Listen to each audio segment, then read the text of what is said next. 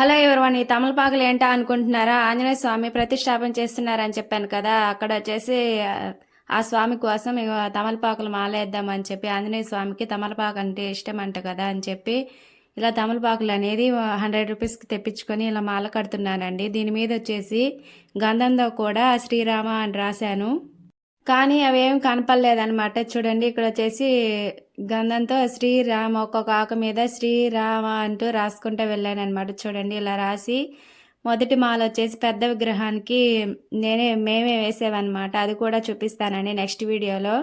ఇక్కడ వచ్చేసి చూడండి, చిన్న విగ్రహం పెడతారు కదా, రాతితో చేసింది ఆంజనేయ స్వామిని. దాన్ని వచ్చేసి ఇలా 3 రోజులు వడ్లలో ఉండిచ్చి తర్వాత వచ్చేసి ఇలా ఊరంతా తిప్పారనమాట. చూడండి, ఇలా ట్రాక్టర్లో పెట్టి తిప్పేసి, అంటే ఇంటింటికి ఇలా ఆయన మీద, ఆ స్వామి మీద నీళ్లు పోస్తారు కదా, ప్రతి ఒక్కరు నీళ్లు పోయాలని చెప్పి ఇంటింటికి ఇలా బిందెలు తీసుకొని పసుపు కుంకుమ ఇలా పూజ చేసి ఆ బిందెకి అనేది చూడండి ఇలా వేసుకొని అందరం పిల్ల పెద్ద మొత్తం వెళ్తారనమాట.